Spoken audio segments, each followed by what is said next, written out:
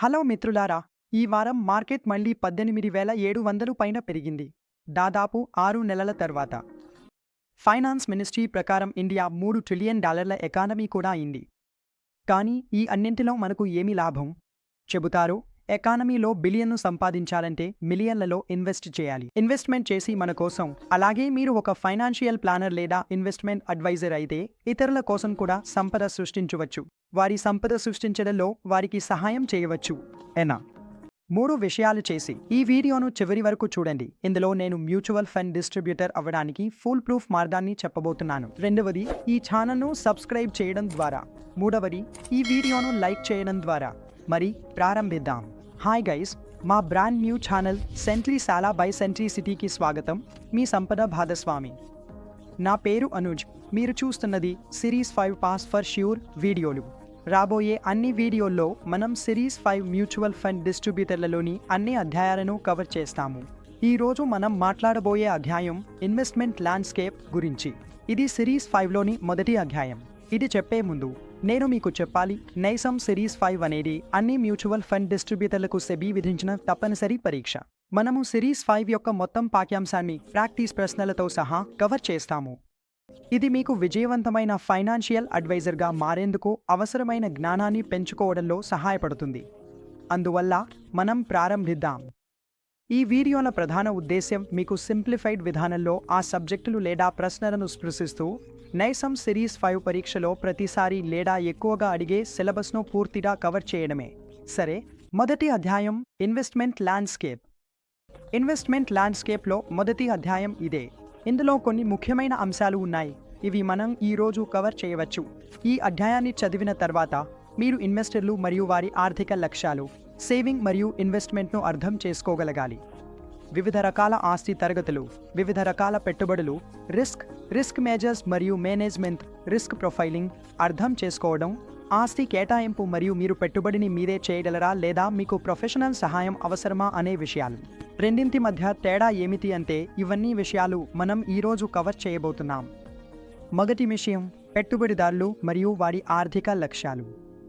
మీరు చాలామందిని ఇలా అంటుంటే వినుంటారు, మార్కెట్ ఎలా ఉంది అని. నేను ఎక్కడ పెట్టుబడి చేయాలి, ఏ మ్యూచువల్ ఫండ్లో పెట్టుబడి చేయాలి, దాంట్లో ఎంత రిటర్న్ వస్తుంది, ద్రవ్యోల్బణం ఎంత ఉంది, ద్రవ్యోల్బణాన్ని పరిగణనలోకి తీసుకుని ఎంత రిటర్న్ రావచ్చు అనే ప్రశ్నలు.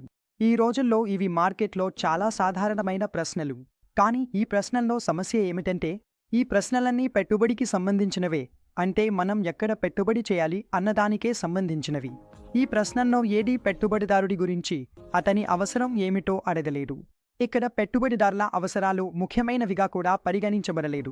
అందుకే మొదటి ప్రశ్న వాయ్ అంటే పెట్టుబడి చేయడానికి ముందు మనం ఒక ఉదాహరణను చూద్దాం. ఒక 8 ఏళ్ల అమ్మాయి ఉంది. ఆమె పెద్దయ్యాక సైంటిస్ట్ కావాలని కోరుకుంటోంది. బహుశా 10 సంవత్సరాల తర్వాత ఆమెకు లేదా ఆమె కుటుంబానికి ఆమె విద్య కోసం ఒక పెద్ద మొత్తంలో డబ్బు అవసరం అవుతుంది. ఒక వ్యక్తి ఉన్నాడు, వయసు 30 నుంచి 35 సంవత్సరాలు. అతనికి తన రిటైర్మెంట్ కోసం డబ్బు అవసరం. ఇంకొక వ్యక్తి ఉన్నాడు, వయసు 50 నుంచి 55 వరకు సంవత్సరాలు. అతని రిటైర్మెంట్ చాలా దగ్గరగా ఉంది. అతనికి రిటైర్మెంట్ కోసం డబ్బు అవసరం. మరొక ఉదాహరణ తీసుకుందాం. ఉదాహరణకి ఒక వ్యక్తి వయసు 40. ఇంకొక వ్యక్తి ఉన్నాడు, అతనికి 4 నుంచి 5 సంవత్సరాల్లో ఒక ఇల్లు కొనాలి. సరేనా? ఇవన్నీ వాళ్ళ ఆర్థిక లక్ష్యాలుగా పరిగణించబడతాయి.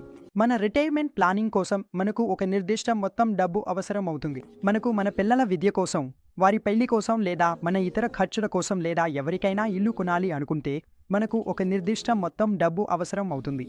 అవి కూడా ఆర్థిక లక్ష్యాల కేటగిరీలోకి వస్తాయి. ఇవే ఆర్థిక లక్ష్యాలు.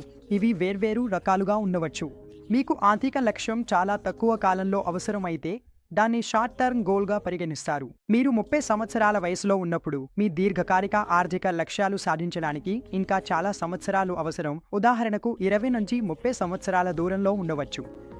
వాటన్నింటినీ దీర్ఘకాలిక లక్ష్యాలుగా పరిగణిస్తారు. ఇప్పుడు మనం దీర్ఘకాలిక లక్ష్యాలు ఏమిటో చూశాం.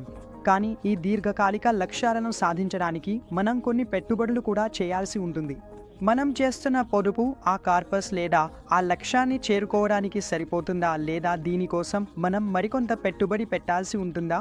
పెట్టుబడి చేయాల్సి వస్తే ఎంత పెట్టుబడి చేయాలి? మనము పెట్టుబడి చేయాల్సిన రిస్క్ను తీసుకోగలమా? మరియు ముఖ్యమైన ప్రశ్న, మన పెట్టుబడులు ద్రవ్యోల్బణాన్ని, ఇన్ఫ్లేషన్ను అధిగమించగలుగుతున్నాయా? మార్కెట్లో కొన్ని పెట్టుబడులు ఉన్నాయి. ఉదాహరణకు డెట్ ఇన్వెస్ట్మెంట్. ఇది తర్వాత వివరంగా చెప్పబడుతుంది. డెట్ ఇన్వెస్ట్మెంట్ అంటే ఏమిటో. ఒక డెట్ ఇన్వెస్ట్మెంట్ మీకు 7 గంటల 7 నిమిషాల 5 సెకన్లు శాతం రాబడి ఇస్తోంది. మళ్ళీ ఆర్థిక వ్యవస్థలో ద్రవ్యోల్బణం 7% ఉంటే మీరు పొందే నికర రాబడి చివరికి శూన్యంగా మారిపోతుంది. కాబట్టి మీరు ద్రవ్యోల్బణాన్ని అనుసరించి రాబడిని ఇచ్చే ఆస్తి తరగతిని ఎంచుకోవాలి. ఉదాహరణకు ఈక్విటీ. ఈ విషయాల గురించి మనం రాబోయే అధ్యాయాల్లో మరియు రాబోయే వీడియోల్లో పూర్తిగా చర్చించబోతున్నాం. అందువల్ల మీకు ఈ విషయాలపై మంచి అవగాహన కలుగుతుంది. పెట్టుబడి పెట్టే ముందు మనం కొన్ని అంశాలను పరిగణనలోకి తీసుకుంటాం. మొదటిగా సేఫ్టీ. మనం ఎప్పుడైనా పెట్టుబడి పెట్టినప్పుడు ముందుగా మన మూలధనం రక్షించబడాలని కోరుకుంటాం. అలాగే కొంత రిస్క్ తీసుకుని రాబడులు పెరుగుతున్నాయా అని కూడా చూస్తాం. ఇందులో మనం ఎంత రిస్క్ తీసుకోవాలి, దాంతోపాటు ఎంత రిటర్న్స్ పెరుగుతాయో కూడా పరిశీలిస్తాం. కానీ సేఫ్టీ అనేది మనం ఏ పెట్టుబడిలోనైనా చూస్తే అత్యంత ముఖ్యమైన విషయం.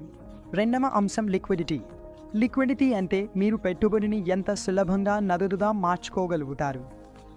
అంటే మీరు పెట్టిన పెట్టుబడిని ఎంత ఈజీగా క్యాష్గా మార్చుకోవచ్చో అది. మీరు రియల్ ఎస్టేట్లో పెట్టుబడి పెట్టినట్లయితే దాన్ని క్యాష్గా మార్చడం సులభం కాదు, కాబట్టి అది మీకు చాలా కష్టంగా మారుతుంది. మీకు డబ్బు అవసరం అయినప్పుడు రియల్ ఎస్టేట్లో కొన్ని మాత్రమే ఉంటాయి. కొన్ని ప్రాపర్టీలు సులభంగా అమ్మడం సాధ్యపడదు, అవి ఈజీగా అమ్మలేరు. కాబట్టి ఈ విధంగా మీరు పెట్టుబడి పెట్టే ముందు అది లిక్విడ్గా ఉందా లేదా అనేది చూడాలి. పెట్టుబడి పెట్టే ముందు మనం ఎప్పుడూ దాని రిటర్న్స్ను చూస్తాం, అంటే ఎంత రిటర్న్ వస్తుందో చూస్తాం. రిస్క్ ప్రకారం లేదా కొన్నిసార్లు మనం రిస్క్ను పక్కన పెట్టేస్తాం. మనమంతా కేవలం ఎంత రిటర్న్ వస్తుందో మాత్రమే చూస్తాం. ఉదాహరణకి ఈక్విటీ దీర్ఘకాలికంగా 14-15% వరకు రిటర్న్ ఇవ్వగలదు. డెట్ అయితే 7% వరకు రిటర్న్ ఇస్తుంది. కొన్ని కమోడిటీలు ఉన్నాయి, ఉదాహరణకి బంగారం, వెండి వంటి వాటిలో మీరు పెట్టుబడి పెట్టవచ్చు. అలాగే రియల్ ఎస్టేట్లో కూడా, అంటే మనం ఏదైనా ప్రాపర్టీ కొనుగోలు చేస్తే దాన్ని అద్దెకు ఇవ్వవచ్చు. అందువల్ల ఏదైనా పెట్టుబడి పెట్టే ముందు మనం రిటర్న్స్ వైపు తప్పకుండా చూస్తాం. తర్వాత పెట్టుబడిలో ముఖ్యమైన అంశం అంటే సౌకర్యం.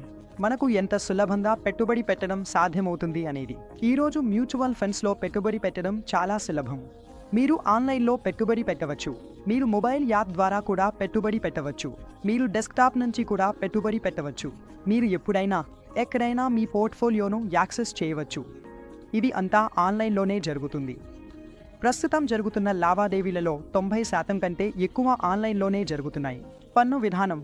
ఏదైనా పెట్టుబడి పెట్టే ముందు మనం దానిపై ఎంత పన్ను పడుతుందో చూస్తాం. మా నికర రాబడి ఎంత ఉంటుంది? ఎఫ్డీలో మనం పెట్టుబడి పెడితే 7% వడ్డీ వస్తే మనకు నెట్ రిటర్న్ ఎంత వస్తుంది? పన్ను కట్టిన తర్వాత సర్దుబాటు చేసిన రిటర్న్ మనకు ఎంత వస్తుంది? ఈక్విటీలో పన్ను విధానం ఎలా ఉంటుంది? ఈక్విటీ మ్యూచువల్ ఫండ్స్లో పన్ను విధానం ఎలా ఉంటుంది? ఏదైనా పెట్టుబడి అయినా దేనిలోనైనా పెట్టుబడి పెట్టినా పన్ను విధానం చాలా ముఖ్యమైన అంశం, తప్పకుండా పరిగణించాలి. మేము ఆర్థిక లక్ష్యాల గురించి మాట్లాడాము, పెట్టుబడుల గురించి మాట్లాడాము. కానీ ఇప్పుడు పెట్టుబడి ఎక్కడ చేయాలి? మనం ఎక్కడెక్కడ పెట్టుబడి పెట్టొచ్చు? మనము పెట్టుబడి పెట్టగలిగే వేర్వేరు ఆస్తి తరగతులు ఏమిటి? మొదటిది ఈక్విటీ. ఈక్విటీ అనేది వ్యాపారంలో యజమానుల మూలధనం. మీరు ఏ కంపెనీ షేర్లు ఎంత కొనుగోలు చేస్తే ఆ ప్రపోర్షన్లో మీరు ఆ కంపెనీ యజమాని అవుతారు. ఉదాహరణకి మీరు ఏదైనా కంపెనీలో 50% కంటే ఎక్కువ షేర్లు కొనుగోలు చేస్తే మీరు ఆ కంపెనీ యజమాని అని పరిగణిస్తారు. చారిత్రాత్మకంగా ఈక్విటీ చాలా ఎక్కువ రాబడిని ఇచ్చిందని గమనించబడింది. ఉదాహరణకి నేను సెన్సెక్స్ గురించి మాట్లాడితే సెన్సెక్స్ 1979 సంవత్సరంలో రూపాయలు 100తో ప్రారంభించబడింది. సెన్సెక్స్ రూపాయలు 100తో ప్రారంభమైంది. కానీ ఈ రోజు మే 2023లో సెన్సెక్స్ 60,000 కంటే ఎక్కువగా ఉంది. రూపాయలు 100 విలువైనది 1000 అయింది, 2000 అయింది, 5000 అయింది, 10,000 అయింది, 50,000 అయింది, ఆ తర్వాత 60,000 అయింది. ఇప్పుడు సెన్సెక్స్ 63,000 వద్ద ట్రేడ్ అవుతోంది. కాబట్టి ఈక్విటీలో పాల్గొనడం వల్ల మనకు అత్యుత్తమ రిటర్న్స్ లభించడం ఇదే ప్రధాన లాభం. ఈక్విటీ తర్వాత అప్పు వస్తుంది. డెట్ అంటే సింపుల్గా చెప్పాలంటే అది ఒక రకం అప్పు. ఉదాహరణకి మిస్టర్ ఏ మిస్టర్ బికి 1,00,000 రూపాయలు ఇచ్చారు. వాళ్ళు చెప్పారు, 1 సంవత్సరం పాటు మీరు నాకు 10% వడ్డీ ఇస్తారు. అలాగే 1 సంవత్సరం తర్వాత ఆ 1,00,000 రూపాయలు కూడా తిరిగి ఇస్తారు. అంతేకాకుండా సంవత్సరం ముగిసే సమయానికి మిస్టర్ బి మిస్టర్ ఏకి 1,00,000 రూపాయలు తిరిగి ఇస్తారు. ప్లస్ ఆ 10% వడ్డీ అయిన 10,000 రూపాయలు కూడా ఇస్తారు. కాబట్టి సింపుల్గా చెప్పాలంటే ఇదే. మనము డెట్లో పెట్టుబడి పెట్టినప్పుడు డెట్కు అనేక ఇష్యూయర్లు ఉంటారు. ఉదాహరణకు కంపెనీలు, యూనియన్ గవర్నమెంట్, రాష్ట్ర ప్రభుత్వాలు, మున్సిపల్ కార్పొరేషన్లు, బ్యాంకులు, ఫైనాన్షియల్ ఇన్స్టిట్యూషన్లు, సంస్థలు, పబ్లిక్ సెక్టార్ ఎంటర్ప్రైజెస్ తదితరాలు. బాండ్లను లేదా డెట్ను సాధారణంగా ఈక్విటీతో పోలిస్తే ఎక్కువగా సురక్షితంగా భావిస్తారు. కానీ ఇది పూర్తిగా సురక్షితమని లేదా ఇందులో తప్పకుండా రిటర్న్ వస్తుందనే విషయం కాదు. మన క్యాపిటల్ తగ్గదు అని అనుకోవడం సరైంది కాదు. అలా కాదు. డెట్ ఇన్వెస్ట్మెంట్లలో కూడా కొన్ని రిస్కులు ఉంటాయి. వస్తువులు ఇది మరో విభాగం. దీనిని చాలామంది వివిధ రకాలుగా తెలుసుకుని ఉంటారు. మనం చాలా కమోడిటీలను వినియోగిస్తాం. అవి వ్యవసాయ కమోడిటీలైనా, గోల్డ్ అయినా, సిల్వర్ అయినా, ప్రతి వస్తువును మనం వినియోగిస్తూనే ఉంటాం. కానీ వీటిలో పెట్టుబడి పెట్టడం అంతే కష్టం. అయినా కూడా మనం కమోడిటీలను కొనుగోలు చేయవచ్చు. మల్టీ కమోడిటీ ఎక్స్చేంజ్కి వెళ్ళి మనం షేర్లను ఎన్ఎస్ఈ లేదా బీఎస్ఈలో కొనుగోలు చేసే విధంగా. అలాగే ఎంసీఎక్స్ అనేది ఒక ఇండెక్స్ మల్టీ కమోడిటీ ఎక్స్చేంజ్. అక్కడికి వెళ్ళి మనం కమోడిటీలను కొనుగోలు చేయవచ్చు. మనం బులియన్లను కొనుగోలు చేయవచ్చు. బులియన్లలో విలువైన లోహాలు ఉంటాయి. అక్కడ మనం బంగారం మరియు వెండి, అలాగే బేస్ మెటల్స్ ను కూడా కొనుగోలు చేయవచ్చు. బేస్ మెటల్స్ లో జింక్, కాపర్, లెడ్ మరియు అల్యూమినియం ఉంటాయి. అలాగే కొన్ని వ్యవసాయ కమోడిటీలలోనూ కార్డమన్లో కూడా మనం పెట్టుబడి పెట్టవచ్చు. ఏదైనా కమోడిటీలో మనం పెట్టుబడి పెట్టవచ్చు. మీరు క్రూడ్ ఆయిల్ కొనాలనుకుంటే మీరు క్రూడ్ ఆయిల్ కూడా కొనవచ్చు. కానీ సమస్య ఏమిటంటే ఇవన్నీ డెరివేటివ్ కాంట్రాక్ట్స్. ఇవి అన్ని లీవరేజ్డ్ కాంట్రాక్ట్స్. వాటిలో రిస్క్ కూడా అంతే ఎక్కువగా ఉంటుంది. లీవరేజ్ మరియు మార్జిన్ ట్రేడింగ్ను మనం వేరే వీడియోలో కవర్ చేస్తాము. ప్రస్తుతం మీరు ఇది మాత్రమే గుర్తుంచుకోండి. కమోడిటీలో పెట్టుబడి పెట్టడం రిస్కీ, ఎందుకంటే ఇవన్నీ డెరివేటివ్ కాంట్రాక్ట్స్. మీరు ఫిజికల్ గోల్డ్ను ఇంట్లో ఉంచుకోవచ్చు. అది మళ్ళీ చాలా మంచి పెట్టుబడి. మీరు వెండి కూడా కొనుగోలు చేయవచ్చు. కానీ మీరు ఎక్స్చేంజ్ ద్వారా ట్రేడ్ చేస్తున్నట్లయితే, ఎక్స్చేంజ్ ద్వారా పెట్టుబడి పెడుతున్నట్లయితే, షేర్స్ లాగా మీ డీమార్ట్లో యూనిట్స్ కావాలనుకుంటే, అప్పుడు మీరు డెరివేటివ్ కమోడిటీ కాంట్రాక్ట్నే కొనుగోలు చేయాల్సి వస్తుంది. ఇది రిస్కీ. రియల్ ఎస్టేట్లో పెట్టుబడి పెట్టమని సాధారణంగా చెబుతారు. చాలా పెద్ద మొత్తం అవసరం అవుతుంది. కానీ మీరు రియల్ ఎస్టేట్ మ్యూచువల్ ఫండ్స్ ద్వారా కూడా రియల్ ఎస్టేట్లో పెట్టుబడి పెట్టవచ్చు. రియల్ ఎస్టేట్లో కొన్ని కమర్షియల్ ప్రాజెక్ట్స్లో మీరు పెట్టుబడి పెట్టవచ్చు. అక్కడి నుంచి రెంటు లేదా లాభం వస్తుంది. కొన్ని మన వ్యక్తిగత ఉపయోగానికి, అంటే మనం నివసించే ఇంటికి కూడా మనం పెట్టుబడి పెడతాం. ప్రాపర్టీలో పెట్టిన పెట్టుబడులు గత కొన్ని సంవత్సరాల్లో మంచి రిటర్న్స్ ఇచ్చినట్లు సాధారణంగా కనిపించింది. ఉదాహరణకు రెసిడెన్షియల్ మరియు commercial projects. Real estate mutual funds ఉన్నాయి. రియల్ ఎస్టేట్ ఇన్వెస్ట్మెంట్ ట్రస్ట్ ఉంది. ఇంకా ఇన్వెస్ట్మెంట్ ఇన్ఫ్రాస్ట్రక్చర్ ఇన్వెస్ట్మెంట్ ట్రస్ట్ ఉంది. ఈ 3-4 మార్గాల ద్వారా మనం రియల్ ఎస్టేట్లో పెట్టుబడి పెడతాం. ఒక్కసారి నేను మళ్ళీ మీకు వివిధ ఆస్తి వర్గాల్లో ఉన్న పెట్టుబడి మార్గాలను వివరంగా చెబుతాను. ఈక్విటీలో మన దగ్గర బ్లూ చిప్ కంపెనీలు ఉన్నాయి, మిడ్ క్యాప్ కంపెనీలు ఉన్నాయి, స్మాల్ కంపెనీలు ఉన్నాయి, లిస్టెడ్ మరియు అన్లిస్టెడ్ కంపెనీలు ఉన్నాయి, విదేశీ స్టాక్స్ ఉన్నాయి, ఈక్విటీ మ్యూచువల్ ఫండ్స్ ఉన్నాయి, ఎక్స్చేంజ్ ట్రేడెడ్ ఫండ్స్ ఉన్నాయి, ఇండెక్స్ ఫండ్స్ ఉన్నాయి. ఈ ఫండ్స్ అన్ని 2వ అధ్యాయంలోని వీడియోలో వస్తాయి. అక్కడ వాటిని వివరంగా వివరించబడతాయి. ఫిక్స్డ్ ఇన్కమ్లో మీరు బ్యాంక్లో ఫిక్స్డ్ డిపాజిట్ చేయవచ్చు, ఆర్డీ చేయవచ్చు, బ్యాంక్తో పాలసీలు తీసుకోవచ్చు, ఎల్ఐసి పాలసీ తీసుకోవచ్చు. సీనియర్ సిటిజన్ సేవింగ్స్ స్కీమ్ వస్తుంది. రికరింగ్ డిపాజిట్లు వస్తాయి. కంపెనీ ఫిక్స్డ్ డిపాజిట్లు అంటే సీడీలు వస్తాయి. కార్పొరేట్ డిపాజిట్లు వస్తాయి. సిపి, డిబెంచర్, బాండ్లు వస్తాయి. ఇవన్నీ వేర్వేరు రకాలనే. మ్యూచువల్ ఫండ్స్ కూడా వస్తాయి. కామోడిటీలో నేను మీకు చెప్పినట్టు గోల్డ్, సిల్వర్ వస్తాయి. అగ్రికల్చర్ కామోడిటీలు వస్తాయి. క్రూడ్ వస్తుంది మరియు base metals, zinc, lead, copper, aluminium ఇవన్నీ ఇన్వెస్ట్మెంట్లుగా వస్తాయి. రియల్ ఎస్టేట్లో నేను చెప్పినట్టు మీరు నివసించడానికి ప్రాపర్టీ కొనుగోలు చేయవచ్చు. కొన్ని కమర్షియల్ ప్రాజెక్ట్స్ కోసం కూడా మీరు ప్రాపర్టీ కొనుగోలు చేయవచ్చు. వివిధ రకాల మ్యూచువల్ ఫండ్స్లో, ఇన్ఫ్రాస్ట్రక్చర్ మ్యూచువల్ ఫండ్లలో మీరు ఇన్వెస్ట్ చేయవచ్చు. హైబ్రిడ్ అసెట్ క్లాస్లోని హైబ్రిడ్ మ్యూచువల్ ఫండ్స్లో మీరు ఇన్వెస్ట్ చేయవచ్చు. అక్కడ ఈక్విటీ మరియు డెట్ ప్రపోర్షన్ ఉంటుంది. 3 రకాల హైబ్రిడ్ స్కీమ్స్ ఉన్నాయి. మళ్ళీ హైబ్రిడ్ స్కీమ్స్ 2వ అధ్యాయంలో వివరంగా చెప్పబడతాయి. ఇప్పుడు మనం ఫైనాన్షియల్ గోల్స్ ఏమిటో చూసాం. వాటిని ఎలా సాధించాలో, ఇన్వెస్ట్మెంట్ ఎలా చేయాలో తెలుసుకున్నాం. ఇన్వెస్ట్మెంట్ చేయడానికి ముందు మనం ఏ ఆప్షన్స్ను పరిగణనలోకి తీసుకోవచ్చో కూడా చూద్దాం. కానీ ఇన్వెస్ట్మెంట్ చేయడానికి ముందు అత్యంత ముఖ్యమైన భాగం రిస్క్. మనకు ముందుగా రిస్క్ను అర్థం చేసుకోవాలి. ఏ ఇన్వెస్ట్మెంట్లో ఎంత రిస్క్ ఉందో తెలుసుకోవాలి. రిస్క్ ఎంత ఎక్కువైతే రిటర్న్ కూడా అంత ఎక్కువగా ఉంటుంది. మొదటగా ఇన్ఫ్లేషన్ రిస్క్. ఇన్ఫ్లేషన్ అనేది వస్తువుల ధరలు సాధారణంగా పెరగడం. అంటే ఏదైనా వస్తువు ధరలు పెరిగిపోతే దాన్ని ఇన్ఫ్లేషన్ అంటారు. దాన్ని ప్రైస్ ఇన్ఫ్లేషన్ అంటారు. ఈరోజు మీరు ఏదైనా వస్తువునుకి కొనుగోలు చేస్తే ఆ ధర 105, 104, 106 లేదా 110 అయినా అది ఇన్ఫ్లేషన్ ప్రభావం. అదే ద్రవ్యోల్బణం. ఇన్ఫ్లేషన్ మన డబ్బు కొనుగోలు శక్తిని తగ్గిస్తుంది. ఈ పట్టికను చూడండి. ఇన్ఫ్లేషన్ మన కొనుగోలు శక్తిని ఎలా ప్రభావితం చేస్తుందో చూడండి. ఈరోజు మనం ఒక వస్తువును కొనుగోలు చేయడానికి 10,000 రూపాయలు ఖర్చవుతున్నాయంటే 5 సంవత్సరాల తర్వాత ఇన్ఫ్లేషన్ 8% ఉంటే 5 సంవత్సరాల తర్వాత మనకు 14,693 రూపాయలు ఖర్చవుతాయి. 10 సంవత్సరాల తర్వాత దానికి 1,008 రూపాయలు ఖర్చవుతుంది. 20 సంవత్సరాల తర్వాత సుమారు 46,000 రూపాయలు మరియు 30 సంవత్సరాల తర్వాత మనం ఈరోజు 10,000 రూపాయలకు కొనుగోలు చేస్తున్న వస్తువు కోసం మనం 1,00,000 రూపాయలకు మించిన మొత్తం చెల్లించాల్సి వస్తుంది. కాబట్టి ఇది ద్రవ్యోల్బణం. దీనివల్ల దీర్ఘకాలంలో కొనుగోలు శక్తి తగ్గిపోతుంది. తక్కువ కాలంలో భారతదేశంలో సాధారణంగా ద్రవ్యోల్బణం సుమారు 5 నుంచి 5.5% నుండి 6% వరకు ఉంటుంది. అందువల్ల మనం భారతదేశంలో చేసే ఏదైనా పెట్టుబడిలో మరియు భారతదేశంలో పెట్టుబడి చేసే చాలామంది పెట్టుబడిదారులు మొదటగా వారు ద్రవ్యోల్బణాన్ని మించగలుగుతున్నామా లేదా అని చూస్తారు. Liquidity risk. మనం ఏదైనా పెట్టుబడి చేయగానే మనం లిక్విడిటీ గురించి కూడా మాట్లాడతాము. లిక్విడిటీ అంటే నీ పెట్టుబడిని ఎంత సులభంగా నగదుగా మార్చుకోవచ్చో అన్నది. ఇప్పుడు మీరు ఒక ఎఫ్డి తీసుకున్నారు. 5 సంవత్సరాల పాటు అందులో లిక్విడిటీ రిస్క్ ఉంటుంది. అంటే మీరు దాన్ని 5 సంవత్సరాల ముందు రీడీమ్ చేయలేరు. లేదా 5 సంవత్సరాల ముందు మీరు దాన్ని రీడీమ్ చేసినా కూడా మీకు ఆ వడ్డీ రావడం ఉండకపోవచ్చు. మీరు ఎఫ్డీలో పెట్టుబడి పెట్టిన రేటుకు సంబంధించి మూడవది మరియు అత్యంత ముఖ్యమైనది క్రెడిట్ రిస్క్. ఇది ప్రధానంగా ఫిక్స్డ్ ఇన్కమ్ ఇన్వెస్ట్మెంట్లు మరియు డెట్ ఇన్వెస్ట్మెంట్లలో కనిపిస్తుంది. అంటే బోరోవర్ ప్రిన్సిపల్ చెల్లింపులు మరియు వడ్డీ చెల్లింపులు చేయలేని పరిస్థితి. మనము డబ్బు ఇచ్చిన వ్యక్తి ప్రిన్సిపల్ తిరిగి చెల్లించడంలో మరియు వడ్డీ చెల్లించడంలో అసమర్థత. అతను ప్రిన్సిపల్ ఇవ్వలేకపోతే వడ్డీ చెల్లింపుల్లో కూడా డిఫాల్ట్ అవుతున్నట్లయితే దానినే క్రెడిట్ రిస్క్ అంటారు. మనము ఎప్పుడైనా డెట్లో ఇన్వెస్ట్మెంట్ చేస్తే అది కార్పొరేట్ డిపాజిట్ అయినా, ఫిక్స్డ్ డిపాజిట్ అయినా, ఏదైనా ఇన్వెస్ట్మెంట్ అయినా, బాండ్లు అయినా, ఏదైనా కంపెనీ బాండ్లు అయినా అందులో క్రెడిట్ రిస్క్ ఉంటుంది. మార్కెట్ రిస్క్ అంటే అది మొత్తం మార్కెట్పై ప్రభావం చూపే రిస్క్. ఉదాహరణకి 2020లో కరోనా వైరస్ వచ్చింది. అది వచ్చి మొత్తం మార్కెట్ను కుదిపేసింది. 12,000 నిఫ్టీ సుమారు 7,500కి పడిపోయింది. అది వేరే విషయం. అది అంత త్వరగా తిరిగి రికవర్ కూడా అయింది. కానీ ఇది మొత్తం మార్కెట్ను ప్రభావితం చేసే రిస్క్. కరోనా వైరస్ లాంటి వాటితో పాటు రాజకీయ రిస్క్ కూడా ఉండొచ్చు.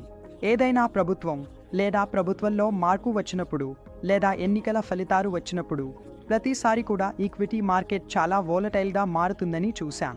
ఏదైనా రకమైన వరల్డ్ వార్ లేదా యుద్ధం కూడా ఈ విషయాన్ని ప్రభావితం చేయవచ్చు. అవి కూడా మార్కెట్ రిస్క్లోనే వస్తాయి. ఇంటరెస్ట్ రేట్ రిస్క్ అంటే వడ్డీ రేట్ల రిస్క్ ఈక్విటీ కంటే డెట్ ఇన్వెస్ట్మెంట్లో ఎక్కువగా ఉంటుంది. బాండ్ మరియు ఆర్థిక వ్యవస్థలో వడ్డీ రేట్ల మధ్య ఒక విరుద్ధ సంబంధం ఉంటుంది. ఆర్థిక వ్యవస్థలో వడ్డీ రేట్లు పెరిగితే బాండ్ విలువ తగ్గిపోతుంది. వడ్డీ రేట్లు తగ్గితే బాండ్ విలువ పెరుగుతుంది. ఈ పరిస్థితిని మళ్లీ రిస్క్ అధ్యాయంలో వివరంగా వివరించబడుతుంది.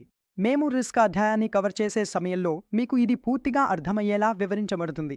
ప్రస్తుతం మీకు ఈ విషయం ముఖ్యమైనది. ఒక మాటలో చెప్పాలంటే బాండ్లు మరియు వడ్డీ రేట్ల మధ్య ఆర్థిక వ్యవస్థలో విరుద్ధ సంబంధం ఉంది. అలాగే ఈక్విటీ మార్కెట్ కూడా వడ్డీ రేట్లు తగ్గడాన్ని ఇష్టపడుతుంది. వడ్డీ రేట్లు పెరగడాన్ని ఇష్టపడదు. ఎందుకంటే వడ్డీ రేట్లు తగ్గినప్పుడు లకు సులభంగా లోన్లు లభిస్తాయి. వారు ఆ సులభమైన లోన్లు తీసుకుని తమ వ్యాపారాన్ని స్థాపించగలుగుతారు. ఇప్పుడు వారు తమ వ్యాపారాన్ని స్థాపిస్తే ఏదో ఒక వస్తువు, ఏదో ఒక సేవ లేదా ఏదో ఒక ఉత్పత్తిని తయారు చేస్తారు. వారు సేవను అందిస్తున్నా, ఉత్పత్తిని తయారు చేస్తున్నా మళ్ళీ వారు జీడీపీకి ఏదో ఒకటి జోడిస్తున్నారనే అర్థం. ఉదాహరణకి ఏదైనా ఉత్పత్తి తయారవుతుంటే దాని మొత్తం విలువ జీడీపీలోకి జత అవుతుంది. కానీ వడ్డీ రేట్లు పెరిగితే లోన్లు చాలా ఖరీదవుతాయి. ఎంఎస్ఎంఈ రంగం లేదా వ్యాపారవేత్తలు లోన్ తీసుకోవడాన్ని కొంత ఆలస్యం చేయవచ్చు. దాంతో వారి భవిష్యత్ ప్రణాళికలు మరింత ఆలస్యం కావచ్చు మరియు జీడీపీ మీద కూడా దీని ప్రభావం పడవచ్చు. ఇవి అన్ని రిస్క్లు. ఇప్పుడు మనం రిస్క్ను తగ్గించడానికి ఎలాంటి వ్యూహాలు ఉన్నాయి లేదా మనం రిస్క్ను తగ్గించడానికి ఎలాంటి చర్యలు తీసుకోవచ్చు? అయితే ఆ వ్యూహాలను మనం పరిశీలిద్దాం. మొదటిది అవాయిడ్. మీకు ఏదైనా పెట్టుబడి అర్థం కావడం లేదంటే లేదా ఆ పెట్టుబడి చాలా ప్రమాదకరంగా అనిపిస్తే దాన్ని స్పష్టంగా నివారించండి. మీరు ఆ ఆస్తి తరగతిలో పెట్టుబడి పెట్టాల్సిన అవసరం లేదు. ఉదాహరణకు ఉత్పన్నాలు, డెరివేటివ్స్ను సామూహిక విధ్వంస ఆయుధాలుగా పరిగణిస్తారు. డెరివేటివ్స్ నుంచి మీరు దూరంగా ఉండవచ్చు. మీకు సులభంగా, సింపుల్గా, పారదర్శకంగా ఉన్న పెట్టుబడులు అంటే మ్యూచువల్ ఫండ్స్ లాంటి వాటిలో మీరు పెట్టుబడి పెట్టవచ్చు. రెండవది, ఏదైనా సంఘటన నుంచి లాభపడేందుకు ఒక స్థానం తీసుకోవడం. ఇప్పుడు మీరు అలాంటి పెట్టుబడి చేయండి దేనివల్ల మీరు ఏదైనా సంఘటన నుంచి లాభం పొందగలుగుతారు. ఉదాహరణకు, కరోనా వైరస్ వచ్చినప్పుడు. అది వచ్చిన తర్వాత అన్ని ఐటీ స్టాక్స్ చాలా మంచి రిటర్న్ ఇచ్చాయి. ఈ అవకాశాన్ని మార్కెట్లో మీరు వెతకాలి. అందువల్ల ఆ సమయంలో మీరు ఐటీ స్టాక్స్లో పెట్టుబడి పెట్టి ఉంటే మీరు మంచి రిటర్న్ సంపాదించేవారు. రిస్క్ను తగ్గించడానికి చాలా మంచి మార్గం డైవర్సిఫికేషన్. ఒక సామెత ఉంది, మీ అన్ని గుడ్లు ఒకే గూడులో పెట్టవద్దు అని. మీరు మీ మొత్తం పెట్టుబడిని ఒకే ఆస్తి తరగతిలో పెట్టకూడదు. ఉదాహరణకి, ఫైనాన్స్లో ఒక సింపుల్ రూల్ ఉంది, మీ వయస్సును 100 నుండి తీసివేస్తే వచ్చిన శాతం ఈక్విటీలో పెట్టాలి. మీరు 30 సంవత్సరాల వయసులో ఉంటే మీ పెట్టుబడిలో 70% ఈక్విటీలో ఉండాలి. మిగిలిన 30% మీరు డెట్లో పెట్టవచ్చు. 50 సంవత్సరాల వయసులో పోర్ట్ఫోలియో 50-50గా ఉండాలి మరియు 70 సంవత్సరాల వయసులో మీ ఈక్విటీ తగ్గిపోతుంది, డెట్ ఎక్స్పోజర్ పెరుగుతుంది. తర్వాతి విషయం ఆస్తి కేటాయింపు, అసెట్ అలొకేషన్ గురించి. ఆస్తి కేటాయింపు అంటే ఏమిటంటే, ఒక పెట్టుబడిదారుడి డబ్బును వివిధ ఆస్తి వర్గాల్లో కేటాయించడం ద్వారా కొన్ని లక్ష్యాలను సాధించడమే. ఆస్తి కేటాయింపు అంటే ఏ పెట్టుబడిదారుడైనా తన పెట్టుబడిని వివిధ ఆస్తి వర్గాల్లో పెట్టడం, తద్వారా అతనికి కావలసిన పెట్టుబడి లక్ష్యం లేదా ఆర్థిక లక్ష్యం సాధించడానికి సహాయపడుతుంది. దానికి అనుగుణంగా మేము పెట్టుబడిదారుడి రిస్క్ మరియు రిటర్న్ను బట్టి పోర్ట్ఫోలియోను రూపొందిస్తాము. ఉదాహరణకి, అతను రిస్క్ తీసుకోవాలనుకుంటే, అతను 30 సంవత్సరాలు లేదా 35 సంవత్సరాలు వయస్సు కలవారైతే, ఇంకా జీవితంలో చాలా తొలిదశలో ఉంటే అతని పెట్టుబడిని ఎక్కువగా ఈక్విటీలో ఉంచుతాము. అతని ఈక్విటీ ఎక్స్పోజర్ ఎక్కువగా ఉంటుంది, డెట్ మాత్రం తక్కువగా ఉంటుంది.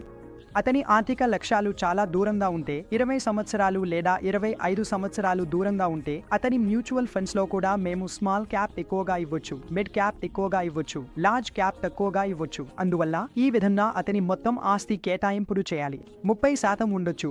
30% మేము అతనికి బంగారం, గోల్డ్ ఇవ్వచ్చు. 30% మేము అతనిని కమోడిటీస్లో పెట్టుబడి చేయించొచ్చు. కానీ ఇది అంతా పెట్టుబడి లక్ష్యం, రిస్క్ మరియు ఆర్థిక లక్ష్యాలపై ఆధారపడి ఉంటుంది. ఆస్తి కేటాయింపు వ్యూహాలు 2 రకాలుగా ఉంటాయి. మొదటిది స్ట్రాటజిక్ అసెట్ అలొకేషన్, రెండవది టాక్టికల్ అసెట్ అలొకేషన్. ఇప్పుడు మనం స్ట్రాటజిక్ అసెట్ అలొకేషన్ గురించి మాట్లాడుకుంటాం. స్ట్రాటజిక్ అసెట్ అలొకేషన్ అనేది పెట్టుబడిదారుల ఆర్థిక లక్ష్యాలకు అనుగుణంగా ఉంటుంది. ఒక పెట్టుబడిదారుడి లక్ష్యం రిటైర్మెంట్ కార్పస్ సృష్టించడం అయితే, ఇప్పుడు అతని వయసు 30 సంవత్సరాలు. మరిన్ని 30 సంవత్సరాల్లో, ఉదాహరణకు, అతనికి 2 కోట్ల రూపాయలు కావాలి లేదా 5 కోట్ల రూపాయలు కావాలి. ఈ లక్ష్యాన్ని సాధించడానికి మనం చేసే పెట్టుబడిని స్ట్రాటజిక్ అసెట్ అలొకేషన్గా పరిగణిస్తారు. ఈ 2 కోట్ల రూపాయల లక్ష్యాన్ని సాధించడానికి మనం ఏ అసెట్ క్లాస్లోనైనా పెట్టుబడి పెడతామంటే, ఈక్విటీ, డెట్, కమోడిటీ, కరెన్సీ ఏదైనా పెట్టుబడి పెట్టినా అది పెట్టుబడిదారుడి రిస్క్కు అనుగుణంగా ఉంటుంది. కాబట్టి అది వ్యూహాత్మక ఆస్తి కేటాయింపు. రెండవది tactical asset allocation. Strategic asset అలొకేషన్కు విరుద్ధంగా మనం అసెట్ కేటగిరీల మధ్య డైనమిక్గా అలొకేషన్ను మార్చుకోవచ్చు. అంటే వీటి ఉద్దేశ్యం ఒక్కటే, మార్కెట్ మూమెంట్స్ను ఉపయోగించుకోవడం. అంటే టాక్టికల్ అసెట్ అలొకేషన్ యొక్క ఏకైక ఉద్దేశ్యం మార్కెట్లో లభించే అవకాశాలను ఉపయోగించుకోవడమే. ఇంకొక మాటలో చెప్పాలంటే, పోర్ట్ఫోలియో రిస్క్ను తగ్గించడమే కానీ రిటర్న్స్ను తగ్గించకుండా, లేదా పోర్ట్ఫోలియో రిటర్న్స్ను పెంచడమే కానీ రిస్క్ను పెంచకుండా ప్రయత్నించడం. టాక్టికల్ అసెట్ అలొకేషన్ను మనం డైనమిక్ అసెట్ అలొకేషన్ అని కూడా అంటారు. రీబ్యాలెన్సింగ్ అంటే, నేను నా పోర్ట్ఫోలియోలో డెట్ మరియు ఈక్విటీని 50-50% ఉంచితే, కొంతకాలం తర్వాత ఈక్విటీ 10% పెరిగింది, డెట్ 5% తగ్గింది, లేదా డెట్లో 5% రిటర్న్ వచ్చింది, లేదా ఈక్విటీలో 10% తగ్గింది అనుకోండి. అప్పుడు నా అసెట్ అలొకేషన్ 50-50% ఎనిమోర్ ఉండదు. అంటే నాకు ఎక్కువ రిటర్న్ వస్తున్నది, నేను అమ్మాలి, నాకు నష్టమవుతున్నది, నేను కొనాలి. అలా చేస్తేనే నా రీబ్యాలెన్సింగ్ మళ్ళీ 50-50%కి వస్తుంది. ఇప్పుడు ప్రశ్న తలెత్తుతుంది, ఇవన్నీ మీరే చేయగలరా లేదా ప్రొఫెషనల్ సహాయం తీసుకోగలరా? మీరు స్వయంగా చేయాలా లేదా ప్రొఫెషనల్ సహాయం తీసుకోవాలా? సింపుల్ విషయం, ఈ ప్రశ్నను మీరే మీకు అడగాలి. మీ దగ్గర ఆ జ్ఞానం ఉందా? మీ దగ్గర ఆ వనరులు ఉన్నాయా? ఎక్కడ ఇన్వెస్ట్ చేయాలో తెలుసుకునేంత రీసెర్చ్ చేయగలరా? ఏ ఇన్వెస్ట్మెంట్ చేయాలి? ఏ ఇన్వెస్ట్మెంట్లో ఎంత రిస్క్ ఉంది? మీరు ఏదైనా ఇన్వెస్ట్మెంట్ వేదికను లోతుగా అధ్యయనం చేయగలిగితే, వేర్వేరు ఆసెట్ క్లాసులు మీకు అర్థమైతే, వేర్వేరు ఆసెట్ అలొకేషన్ మీకు అర్థమైతే మీరు స్వయంగా ఇన్వెస్ట్మెంట్ చేయవచ్చు. కానీ ఇవి మీకు తెలియకపోతే లేదా మీరు ఈ విషయాల్లో కంఫర్టబుల్గా లేకపోతే మీరు తప్పనిసరిగా ఒక ఫైనాన్షియల్ అడ్వైజర్ లేదా వ్యక్తిగత ఫైనాన్షియల్ అడ్వైజర్ లేదా మ్యూచువల్ ఫండ్ డిస్ట్రిబ్యూటర్ సహాయం తీసుకోవాలి. అంతే, ఇది చాప్టర్ 1 నుండి మొత్తం. ఇప్పుడు మనం కొన్ని ప్రశ్నలు చూస్తాం. మొదటి ప్రశ్న, క్రింది పెట్టుబడి మార్గాల్లో ఏది రెగ్యులర్ ఆదాయాన్ని ఇవ్వదు? Real estate, physical gold, stocks లేదా డిబెంచర్స్? సమాధానం ఫిజికల్ గోల్డ్. మనము బంగారాన్ని ఫిజికల్గా ఇంట్లో ఉంచుకుంటే అది మనకు రెగ్యులర్ ఆదాయం ఇవ్వదు. కొన్ని రియల్ ఎస్టేట్ ప్రాజెక్ట్స్లో మనకు రెగ్యులర్ ఆదాయం వస్తుంది. స్టాక్స్లో ట్రేడింగ్ చేసి మనం ఆదాయం సంపాదించవచ్చు. డిబెంచర్స్ అయితే మనకు వడ్డీ ఇస్తాయి. ప్రశ్న నంబర్ 2, కింద పేర్కొన్న ఏ ఆస్తి వర్గాలను పెట్టుబడిగా కాకుండా వినియోగం కోసం కూడా కొనుగోలు చేయవచ్చు? రియల్ ఎస్టేట్, స్టాక్స్, బాండ్లు లేదా డిబెంచర్లు? మనం స్టాక్స్, బాండ్లు మరియు డిబెంచర్లను వినియోగించలేము. మనం రియల్ ఎస్టేట్ను వినియోగించవచ్చు. మనం ఒక ఇల్లు కొనుగోలు చేసి అందులో నివసించవచ్చు. మనం దాన్ని వినియోగించవచ్చు. మూడవ ప్రశ్న, కరెన్సీ యొక్క కొనుగోలు శక్తి క్రింది వాటిలో ఏ కారణం వల్ల మారుతుంది? ఆస్తి కేటాయింపు, కాంపౌండ్ వడ్డీ, ద్రవ్యోల్బణం, డైవర్సిఫికేషన్. మనం వీడియోలో ముందే చూసినట్లుగా ద్రవ్యోల్బణం వల్ల కొనుగోలు శక్తి తగ్గిపోతుంది. రియల్ రేటు ఆఫ్ రిటర్న్ లేదా ద్రవ్యోల్బణ సర్దుబాటు రేటు ఆఫ్ రిటర్న్ అంటే ఏమిటి? సమాధానం డి. ద్రవ్యోల్బణాన్ని సర్దుబాటు చేసిన తర్వాత పెట్టుబడిదారు పొందే రాబడి. స్థిర ఆదాయం మీకు 7% ఇస్తే మరియు ద్రవ్యోల్బణం 6% ఉంటే, ఆర్థిక వ్యవస్థలో వడ్డీ రేటు పెరిగినప్పుడు మరియు ఉన్న బాండ్ ధర పెరిగినప్పుడు, హెచ్చుతగ్గులకు గురైనప్పుడు లేదా తగ్గినప్పుడు ద్రవ్యోల్బణం సర్దుబాటు చేసిన రాబడి 1% ఉంటుంది. మనం వీడియోలో చూసినట్లుగా ఆర్థిక వ్యవస్థలో వడ్డీ రేట్లు పెరిగితే బాండ్ ధర పడిపోతుంది. బాండ్ ధరలు మరియు వడ్డీ రేట్ల మధ్య ఆర్థిక వ్యవస్థలో ఒక విరుద్ధ సంబంధం ఉంటుంది. అంతే, ఇది మొదటి అధ్యాయానికి సంబంధించిన మొత్తం విషయాలు. రెండవ అధ్యాయానికి సంబంధించిన వీడియోను చూడాలంటే మా ఛానల్ను లైక్ చేయండి, సబ్స్క్రైబ్ చేయండి. అలాగే మీకు ఏదైనా అంశంపై మరింత వివరణ కావాలంటే లేదా ఇంకే వీడియో కావాలంటే కామెంట్లో తప్పకుండా తెలియజేయండి. ధన్యవాదాలు. నేను మనోజ్, సెంట్రీ శాలా నుండి. బ్యాంక్.